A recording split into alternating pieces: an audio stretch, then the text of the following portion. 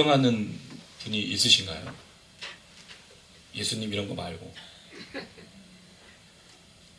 혹시 경외심을 느낄 정도로 그런 훌륭한 분을 이 세상에서 만난 적이 있는지, 아니면 귀감을 삼는 분이 있는지, 뭐 그게 꼭 생존한 인물이 아니어도 그런 분이 있으신가요? 딱히 요새는 좀 옛날 위인 아니면은 최근에 이제 안중근 의사가 그 유해나 뭐 그런 것들이 뭐 한국에 도착했다는 뭐 얘기만 잠깐 듣고 그 뉴스 잘 보지 못했는데, 그런 분들에 대한 귀감이 있고 존경심들을 가질 수는 있는데 경외감을 갖는 건 좀 쉽지 않은 것 같아요. 경외감이라는 건 두려움을 이제 승화시킨 거잖아요. 그런 사람은 일단 그런 존재가 아닌데, 예전에 제가 섬겼던 교회에 담임 목사님이 그런 질문을 저한테 한 적이 있어요. 최 목사는 그 리더의 자질을 뭐라고 생각하냐 이렇게 물어보면서 자기는 자신의 리더십을 규정하셨어요. 본인이 스스로. 나는 보스 같은 리더라고 이렇게 얘기하시는 거예요. 원래 리더십은 본인이 규정하는 게 아니잖아요. 누군가가 인정해 주는 건데, 제가 볼 때 그분은 한 번도 그런 적이 없으셨는데 본인 스스로를 보스 같은 리더십이라고 생각을 하신 것 같아요. 근데 그분을 보면서 존경심뿐만 아니라 무언가를 도전받는 일도 사실은 좀 별로 없었는데, 아무튼 좀 그런 생각이 들었어요. 그런 면에 있어서 이 세상에 우리에게 존경을 받는, 또는 우리가 경외심을 느끼는 사람이 있는가 라는 생각을 좀 해봅니다. 한편으로 이게 우리가 매일 드리는 예배와도 좀 연결이 있어요. 우리는 예수님을 존경하진 않습니다. 우리 예수님을 귀감 삼아서 이런 분이 있으셨구나 우리가 따라야겠지라는 모범으로 삼는 게 아니에요. 예수님은 경외의 대상인 거죠. 하나님도 마찬가지고. 그런 면에 있어서 우리 예배가 뭐로 좀 가득해야 되냐면 하나님을 향한 경외, 예수님을 향한 두려움. 물론 우리가 사랑과 은혜를 받기 때문에 그 마음들은 이해를 하지만 예배의 핵심은 하나님을 향한 경외감입니다. 또 예수에 대한. 근데 그게 사실 이 시대에 좀 많이 회자가 되고 있느냐? 그렇진 않아 보여요. 여러분 좀 어떠세요? 예배를 드릴 때 경외심이 막 이렇게 샘솟고 내가 그 앞에 무릎 꿇고 엎드리고, 제가 무릎 꿇고 엎드려서 예배 드렸던 적은 경배 찬양 훈련을 받을 때, 그 하드세반 선교사님 목요 찬양 갔을 때나, 그때 제가 또 ROTC였거든요. 제복 입고 막 무릎 꿇고 그랬죠. 그때는 그게 이제 정말 표현하는 거라 생각했으니까. 그런 예배를 드려본 적이 있는가? 이런 질문을 좀 드리면서 5장에 나오는 독특한 이 보좌 위에 하나님, 그리고 이제 지난주부터 우리가 보좌의 어린 양을 살피고 있는데, 예수를, 이 보좌의 어린 양이 과연 경배 받으시게 찬양받기 합당하신 분인가? 이 부분을 우리가 지금 접근하고 있는데, 그리고 왜 요한계시록은 죽임당한 어린 양을 강조하고 있는가? 이걸 좀 생각해 보고자 합니다. 여러분 재밌는 게 5장 이후로 22장까지 하나님 보좌 우편에 계신 분이 누구로 나오냐면 보좌 위에 계신 어린 양이에요. 보좌 가운데 계신 하나님 보좌와 24장로도 사이에 계시고. 근데 일찍 죽임을 당하셨다라는 표현을 쓰죠. 또는 죽임당하신 어린 양이라고. 그럼 왜 이 어린 양이 22장까지 나오냐는 거예요. 그럼 심판하러 오시는 분이 누구냐는 거죠.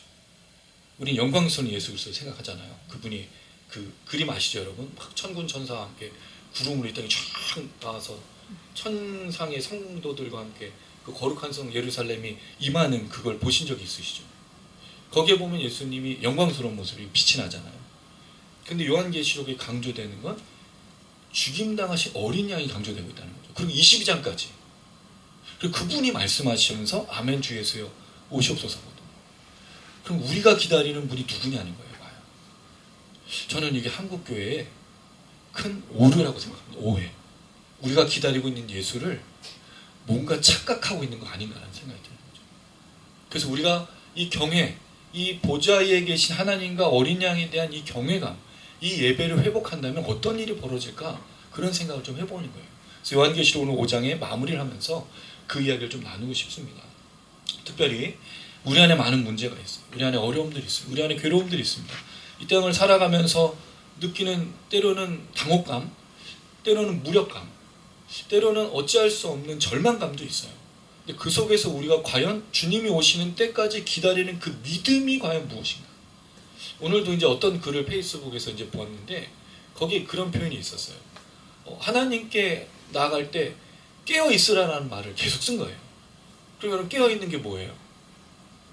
이걸 규정하지 않는 거죠. 우리는 신앙에서 항상 묵상을 하는데 깨어 있다는 말의 정의가 뭔지 모르고 깨어 있는 거예요. 그러니까 깨어 있다는 게 잠자지 않는다는 거냐?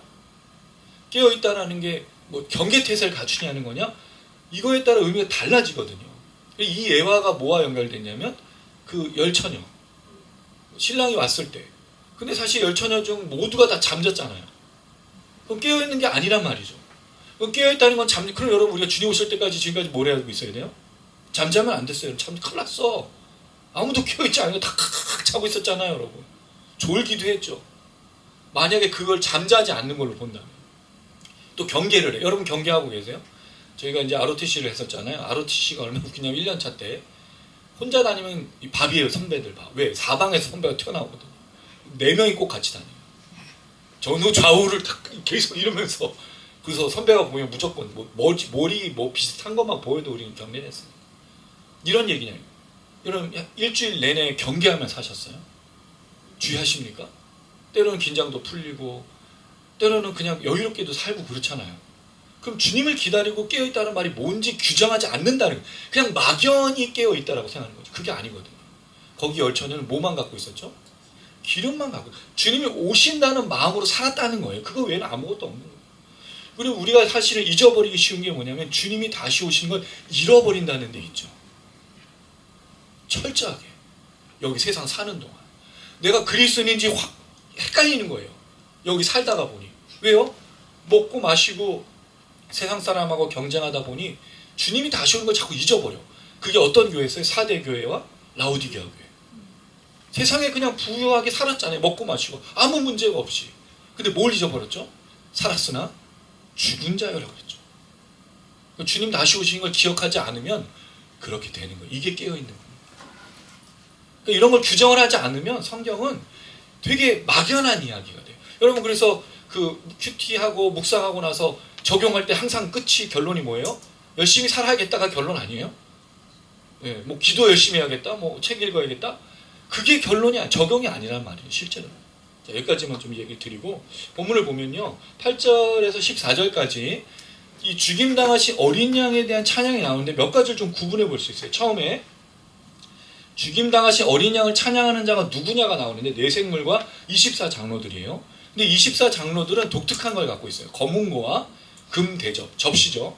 근데 그 접시에 뭐가 담겨 있냐면 성도들의 기도들이 담겨 있다고 되어 있어요. 그럼 24장로가 하는 역할이 뭔지 생각해 보게 된다는 거죠. 두 번째는 이들이 새 노래를 부릅니다. 새 노래가 뭘까요, 여러분? 우리 맨날 새 노래로 찬양하라고 그러잖아요.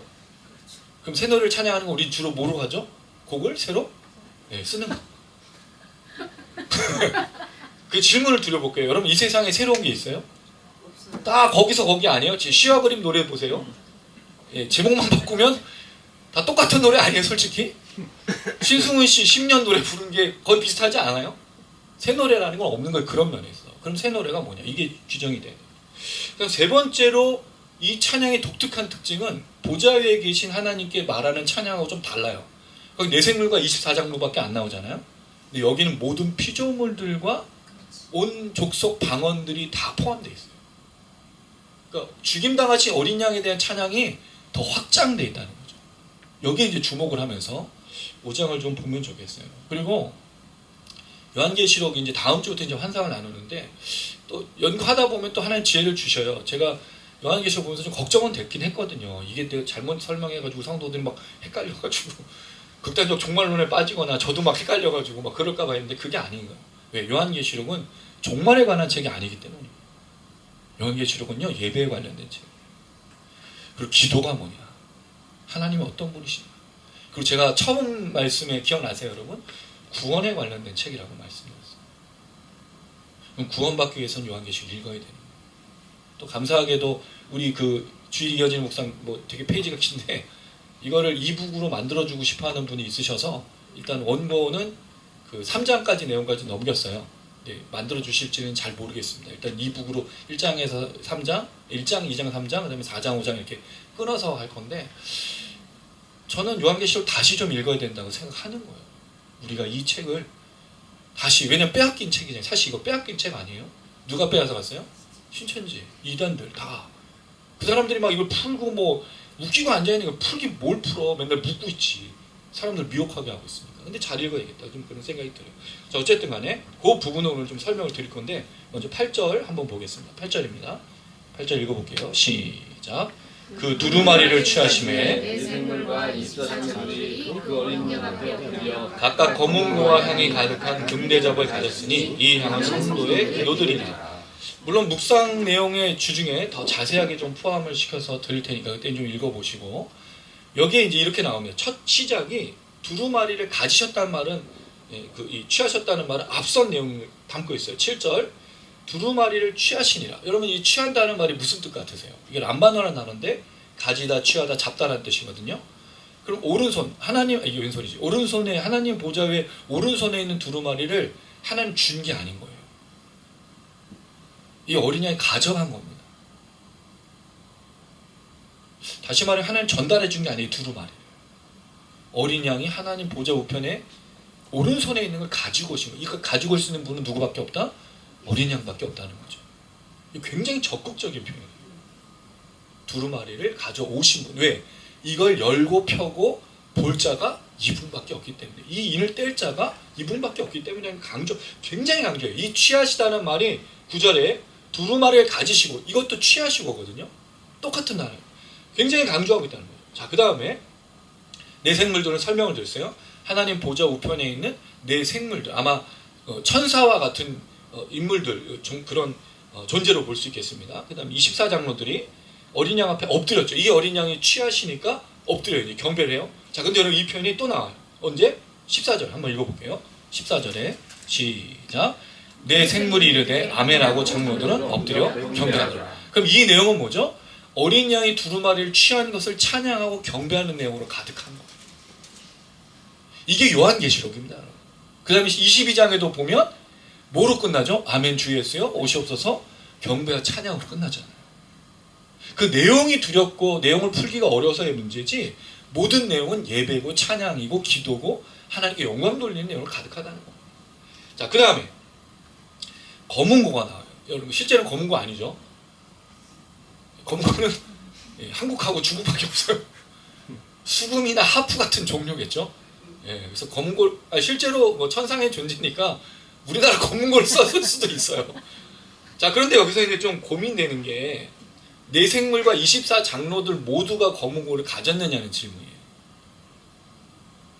내 생물도 24장로들처럼 검은고를 만약 가졌다고 본다면 내 생물이 6날개를 들고 두 손에 검은고를 들고 있는 거죠.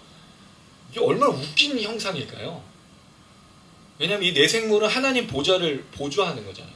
지성소에. 근데 이들이 날고 있으면서 검은고를 타고 있어요.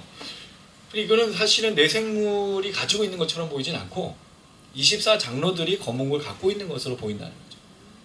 이렇게 좀 생각해 볼 때 이 의미를 좀 생각해 볼 수 있습니다. 24장로들은 구원받은 구약의 성도, 신약의 성도들로 볼 수 있다고 그랬어요. 찬양을 드린 사람인데, 한편으로 이들이 하는 역할이 뭐처럼 보이냐면 역대상 25장 6절입니다. 이걸 한번 좀 찾아볼게요.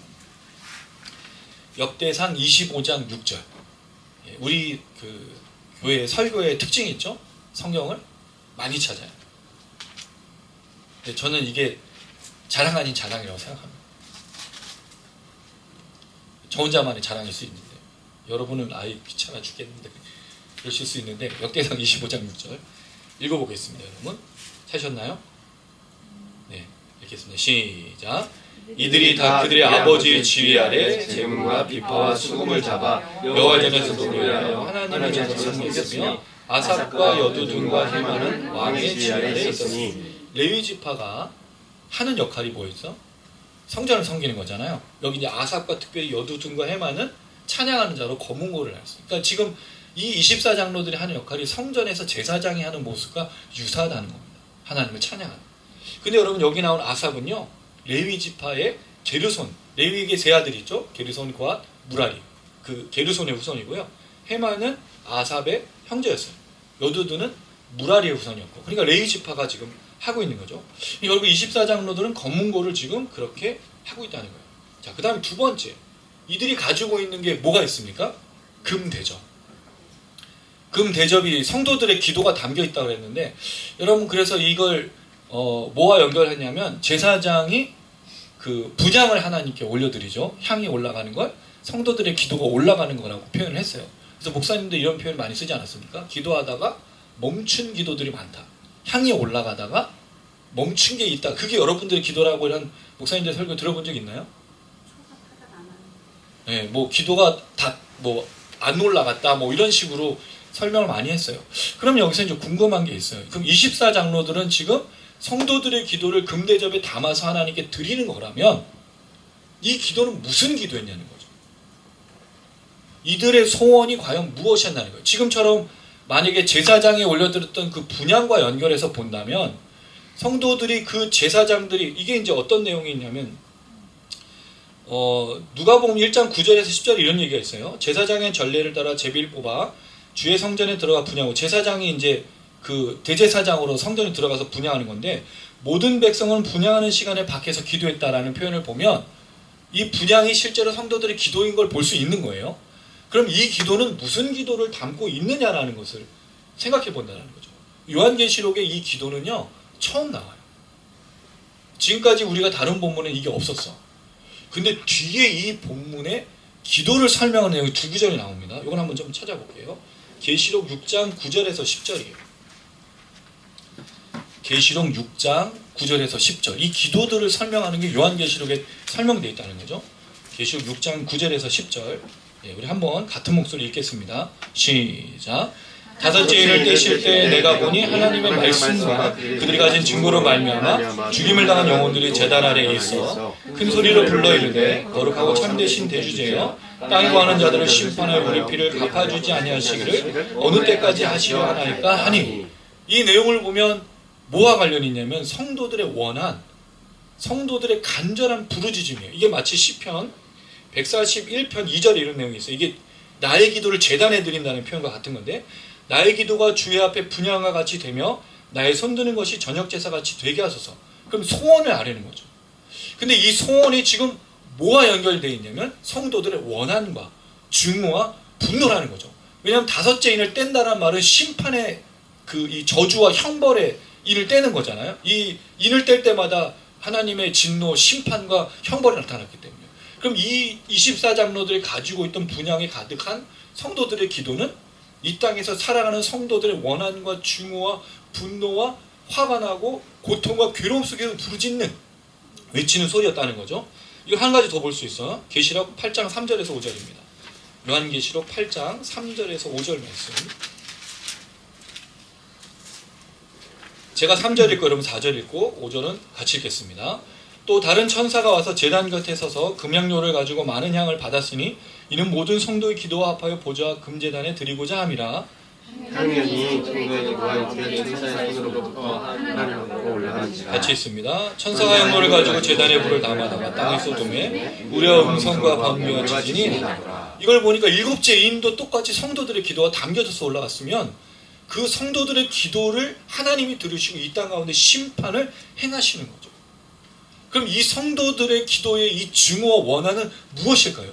개인 간에 이루어지고 있는 증오 원한이 아니라 분명히 앞선 2에서 3장의 7교회의 원한과 증오일 수 있죠. 그들의 기도가 무엇이었습니까? 순교, 핍박, 가난과 궁핍이었어요. 그때 당시 1세기 이 초대교회 요한계시록에 썼던 그 당시에 핍박 속에서 성도들이 울부짖는 기도했다라는 거죠. 이들이 왜 울부짖었을까요? 이들이 왜 기도했을까요? 이들이 왜 하나님을 향해서 부르짖었을까요?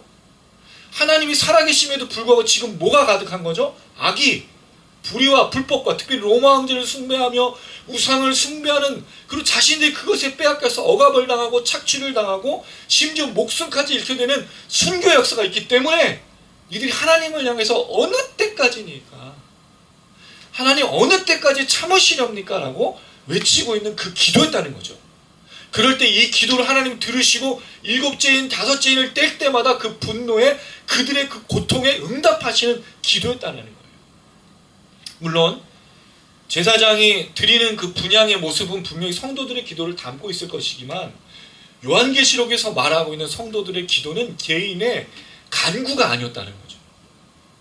지금 여기 나오는 성도들의 기도는 하나님이 왜 이 아까운데 우리를 내버려 두시고 왜 하나님은 심판하지 않으시냐라는 것에 대한 울부짖음이었을까는, 그 고통에 몸부림치며 왜 하나님 우리를 죽게 내버려 두십니까?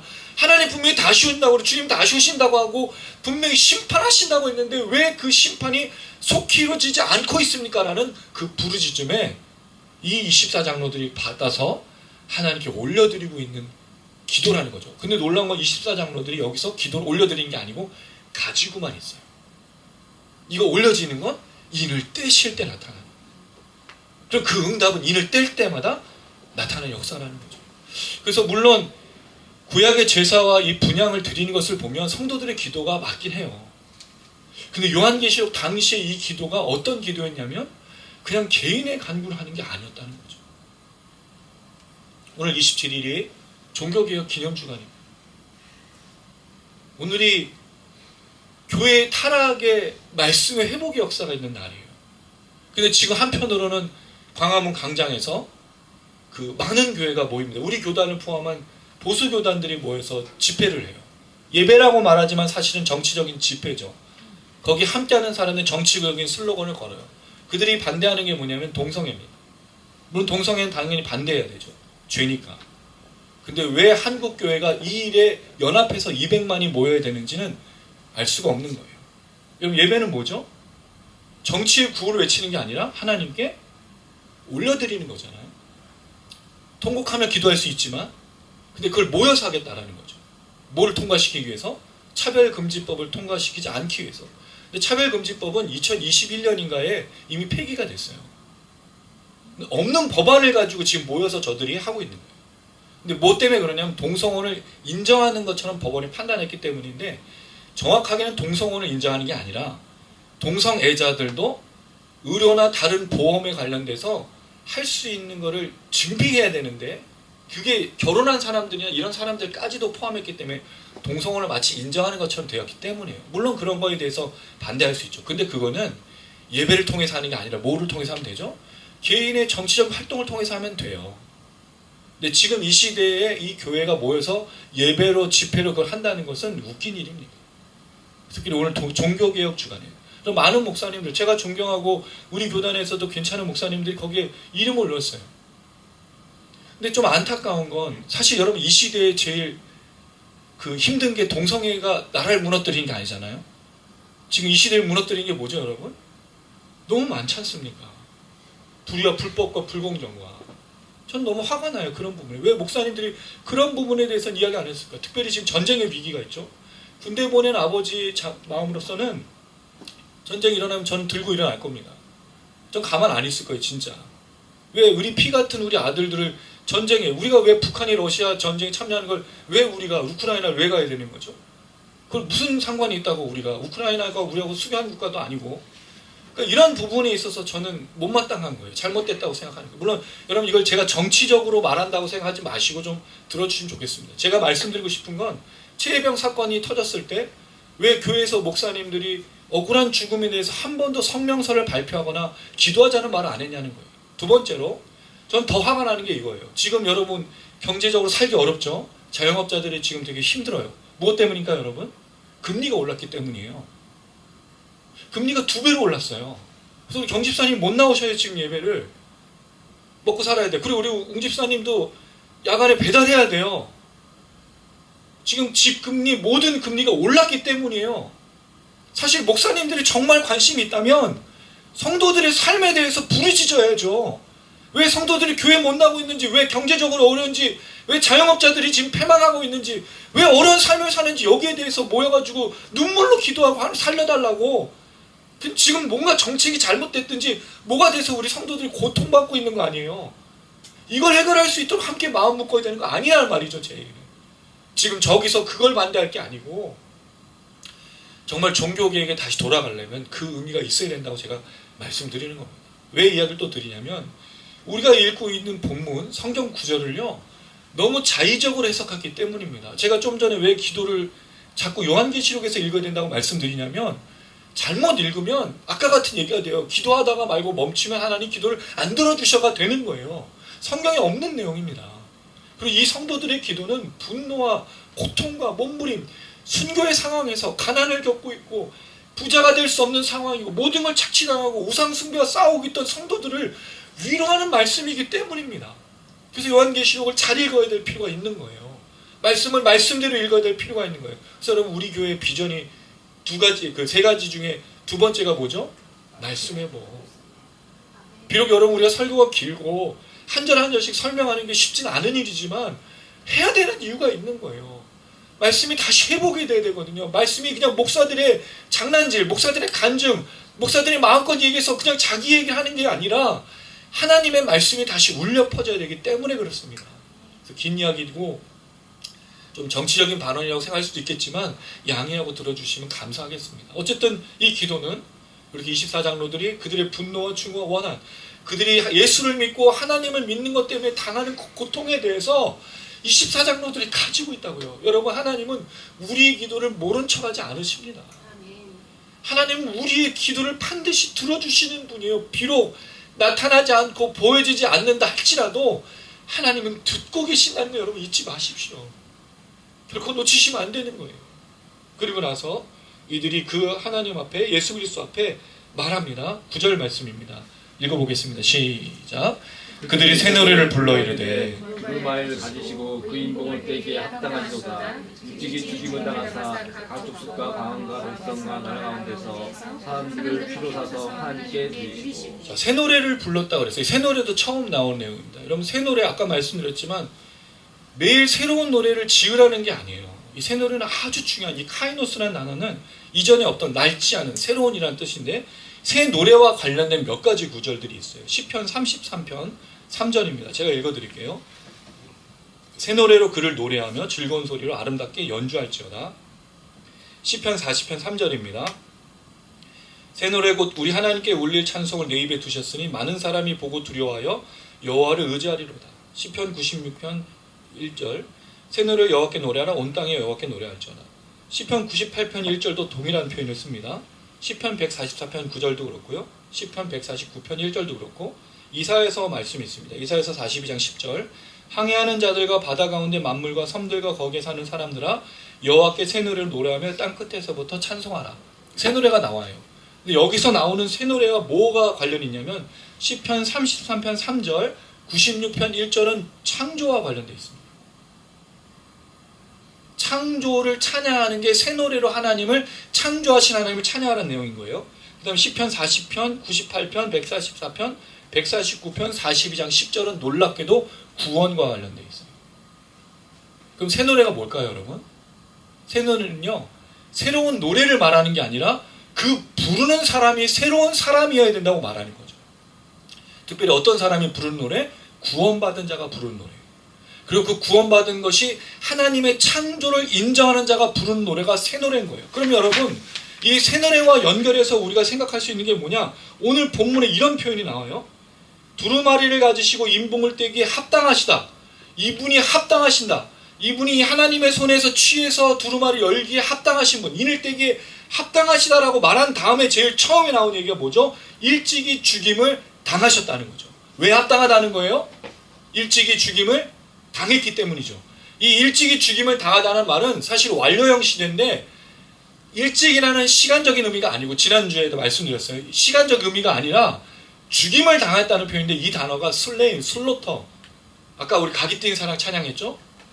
끔찍하게 죽임을 당했다는 의미를 더 전달해야 되는 게 더 필요한 거예요. 시간적인 의미가 아니고 잘 생각해 보세요. 여러분 상상력을 동원하셔서 지금 여기를 만약에 보자라고 해보세요. 여기가 하나님이 거기 계셔요. 내생물이 둘러 있습니다. 그리고 그 사이에 24장로가 있는데 내생물과 24장로 사이에 어린 양이 있는 거죠. 근데 그의 그 묘사, 그를 상징하는 그 표현이 뭐죠? 끔찍하게 죽임당한 모습으로 있다라는 거예요. 물론 지금 영광스럽게 바뀌었겠지만 뭘 갖고 있는 거죠? 흔적을 갖고 있어요. 어떤 흔적? 아까 도살. 절단되고 하여튼 꼬맸던 그 흔적을 온몸에 가지고 있는 그 어린 양이 거기 있어요. 그러니까 요한이 하늘 위, 땅 아래 여기서 찾아봤는데 못 찾았다는 이유가 뭐냐면 눈에 들어오지 않았다는 얘기죠. 어떻게 보면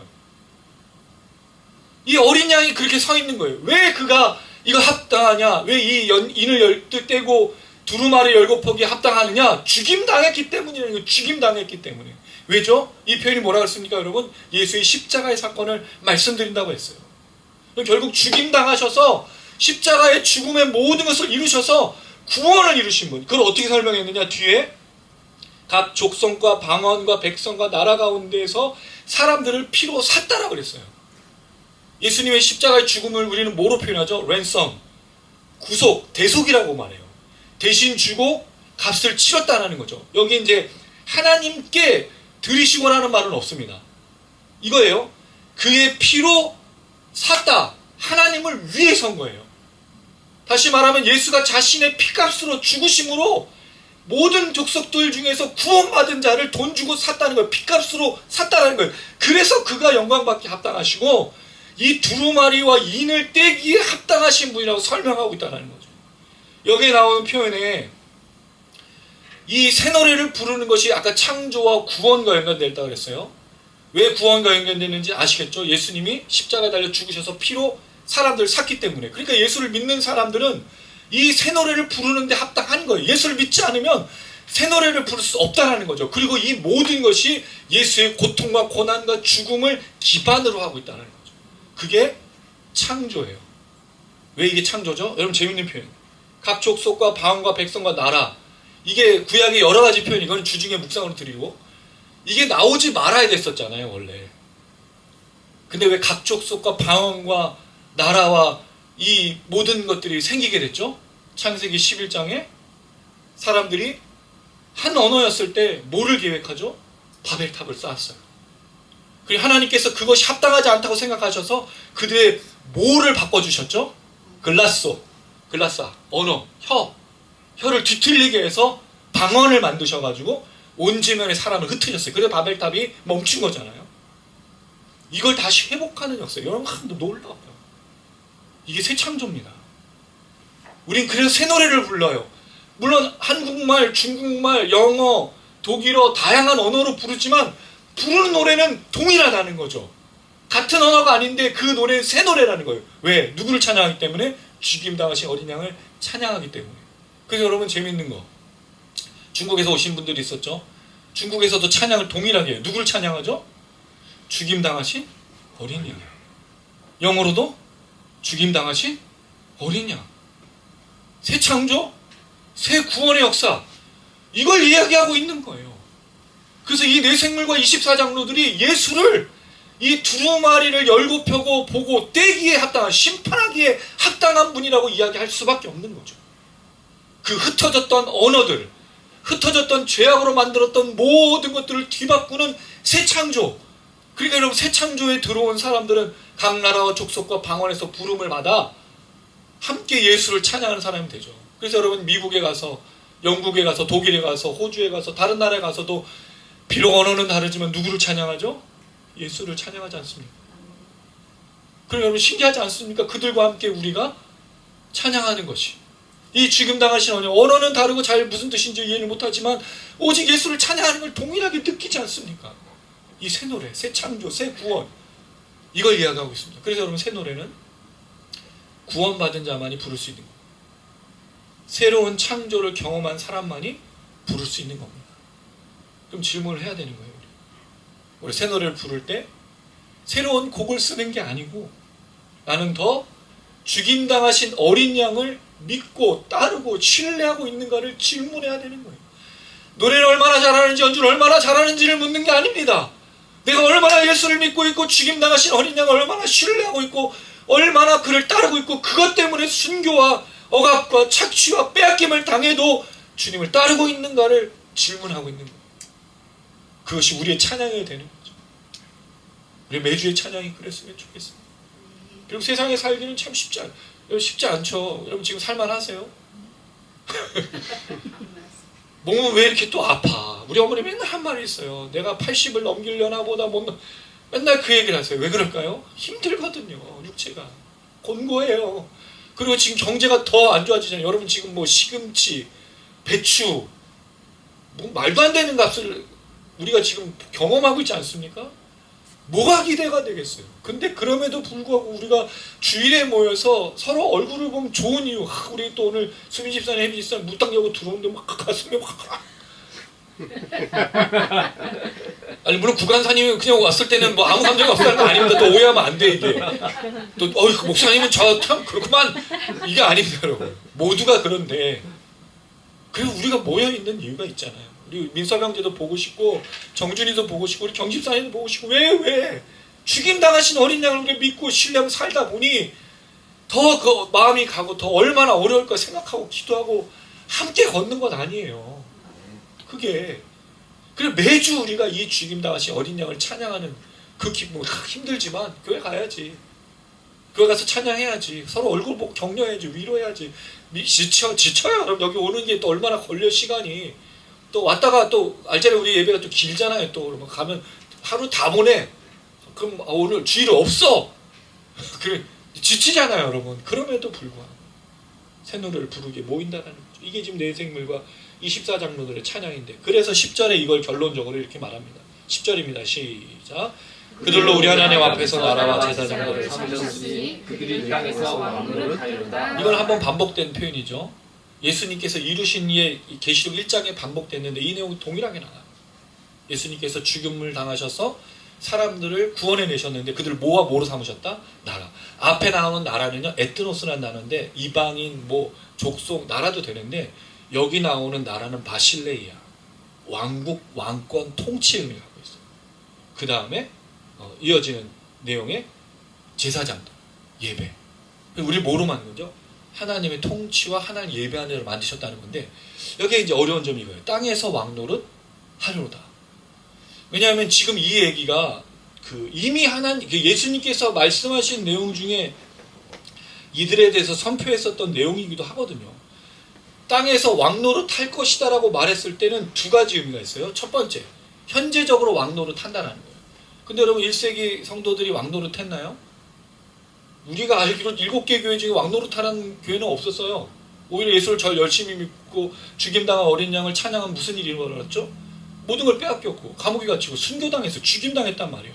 근데 왕노릇한다는 말이 뭐예요? 거짓말이잖아. 근데 그게 아니고 하나님의 나라가 그 7개 교회를 통해서 로마 황제가 통치하는 그 속에 있다라는 거죠. 할렐루야. 그리고 혹독한 세월에 뭐가 있는 거예요? 하나님의 통치가 있는 거예요. 저 북한 땅에 지하교회 거기가 성도들 이름을 안 부르는 데잖아요. 번호로 부르는 데잖아요. 1번, 2번, 3번 1번이 없어지면 그 사람이 1번 되고 그걸 각오하고 사는 거예요. 근데 거기도 뭐가 있어요? 하나님의 통치. 저 제3세계 아프리카 모두 그리고 이 혹독한 이 나라 민족 속에도 통치. 대형교회와 대형교회를 다니면 목사님들이 하나님 나라 이루는 게 아닙니다. 대형이라는 게 아니라 교회가 그리고 이 죽임당한 어린 양을 부르는 사람들을 통해 우리가 있는 곳에 하나의 통치 이루는 거죠. 두 번째, 땅에서 왕노를 하려는 사실 미래형으로 썼어요. 이거 가지고 사본이 두 개거든요. 현재형으로 썼느냐 미래형으로 썼느냐 하고 싸워요. 싸울 필요가 없어요. 현재로도 볼 수 있고 미래로도 볼 수 있죠. 왜? 이 땅의 통치가 완성되는 건 미래에 일어나는 일이니까. 주님 분명히 다시 오실 거예요. 근데 오시는 그 예수님이 어떤 분이시라고 그랬죠? 죽임당하신 어린 양이었다는 게 중요한 거예요. 우리가 기다리는 분이 누구냐가 중요한 거죠. 자, 여기 좀 한 가지 더 얘기할 게 있는데 이건 넘어갈게요. 이건 주중에 제가 묵상으로 한번 질문 드리겠습니다. 그냥 질문을 좀 드리면 이 땅에서 왕노릇하고 통치하심에도 불구하고 왜 우리 땅에 아직도 악이 존재하고 왜 하나님의 심판은 더딘가 하는 질문이 있어요. 신정론과 심판론에 대한 문제가 있습니다. 이거는 주중에 좀 생각을 해보도록 할게요. 자, 그 다음에 11절 읽어보겠습니다. 시작.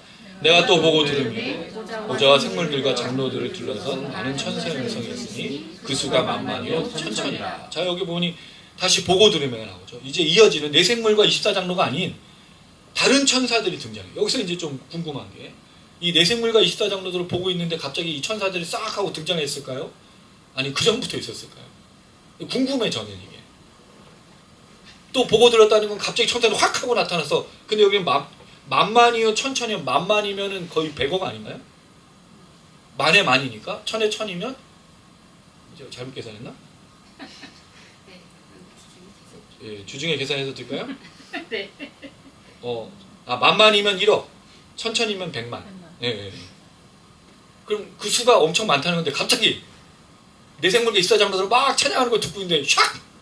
모르겠지만 거의 1억 가까운 100만에 가까운, 그러니까 사실은 숫자를 진짜 세가지고 1, 2, 3, 4 이걸 한 건 아닐 거예요. 많다는 걸 표현하는 거겠죠. 음성이 있어요.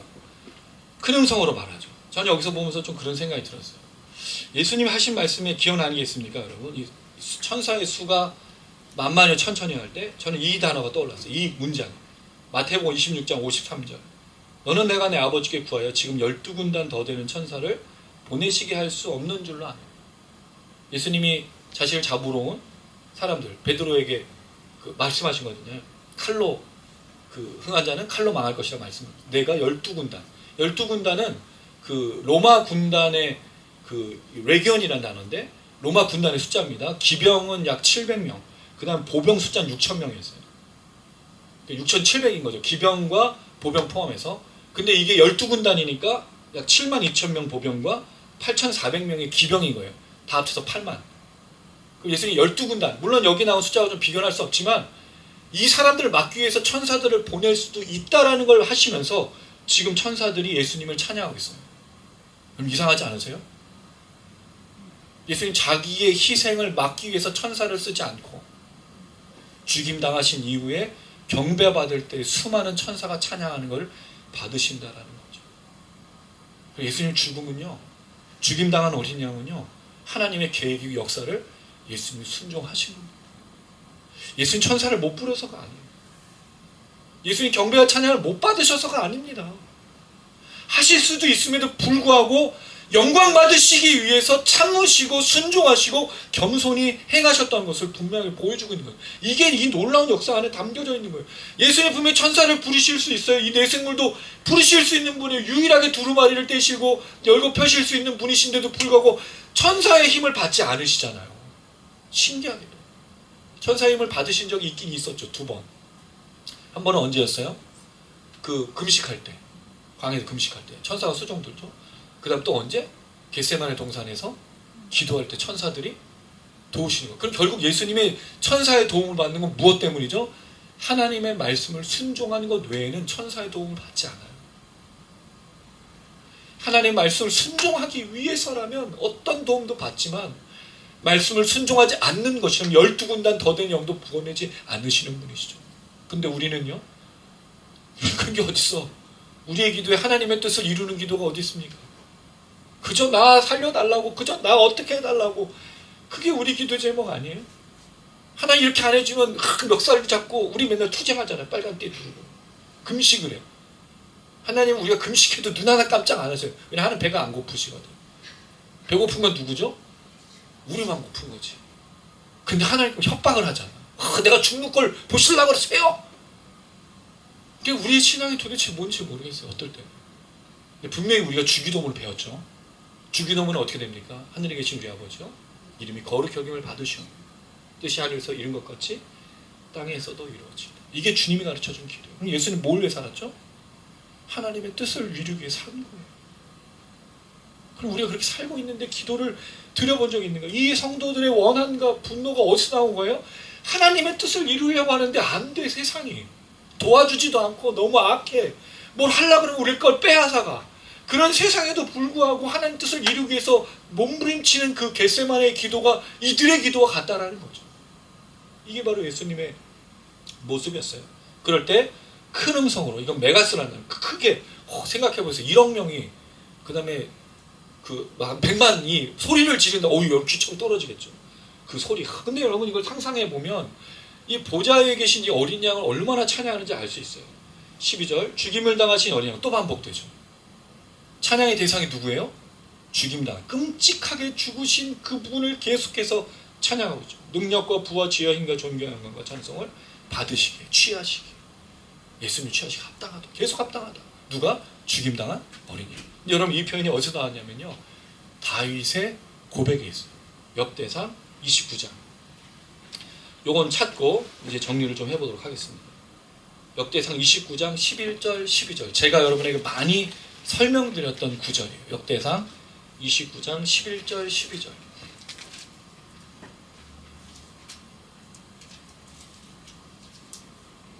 역대상 29장 11절 12절 같이 읽겠습니다. 시작. 여호와의 위대하심과 감동과 영광과 승리와 위엄이 다 주께 속하였사오니 천지에 있는 것이 다 주의 것이로소이다. 여호와여 주권도 주께 속하였사오니 주는 만물의 머리시니이다. 부하기가 주께로 말미암고 또 주는 만물의 주제가 되서 손에 권세와 능력이 있사오니 모든 사람을 크게 하시고 강하게 하심이 주의 손에 있나이다. 다윗이 성전을 짓길 원했어요. 그래서 자기의 전 재산을 다 성전을 짓는 데 바쳤습니다. 그리고 나서 한 고백이에요. 주님께로부터 주신 것, 주님이 주신 것 다 주님께로 돌려드립니다. 이게 오늘 천사들이 죽임당한 어린 양한테 부른 찬양의 기원이에요. 그럼 우리의 찬양의 기원도 주님이 주신 것 다 주님께로 올려드립니다. 큰 소리, 큰 소리. 이게 경외심이잖아요, 사실. 십자가에 달려 죽으신 그분이 경외함으로 존경을 뛰어넘는 무릎 꿇고 엎드리는 것으로 다가온다면 아마 우리의 찬양이 달라지지 않을까요? 자연스럽게 무릎 꿇고 자연스럽게 엎드리고. 근데 예수님의 십자가의 죽음이 너무 값싸게 됐어. 왜죠? 예수 믿으면 천국 가니까. 근데 성경은 그런 내용을 담은 적이 없어요. 하나님 통치를 얘기했지. 다가올 하나님 나라에 대한 그 뜻을 이루는 것을 얘기했지. 믿고 천국 가는 우리처럼 차표 필요 없어요. 예수 뭐 차장 대신이 뚜뚜빵빵. 얼마나 기독교를 희화한 건지 몰라요. 이게 경배와 찬양 요한계시록을 보면 우리가 주일학교 배우는 것은 이건 북한이 말하고 있는 희한한 노래를 부르고 있는 거 똑같은 건 공산당이에요. 공산당. 성경은 그렇지 않거든요. 그래서 이런 질문을 드리는 거예요. 아까 처음에 경외할 분이 있는가. 그리고 이건 다른 말로 하면 예수를 믿을 때 내가 죄인이라는 걸 느끼고 있는가라는 거죠. 왜? 경외함 앞에 그분 앞에 설 때 그 십자가 나를 위해 도살당하고 끔찍하게 살해당한 그 십자가를 보면 나의 모든 죄악이 떠나서 그를 믿음으로 새 창도 되고 구원되는 새 노래를 부르는가를 질문하는 것이기 때문에 그래서 여러분 예배는 쉽지 않아요. 어려운 겁니다. 그런 면이 있었어요. 그래서 이 찬양이 밖에 합당하더라.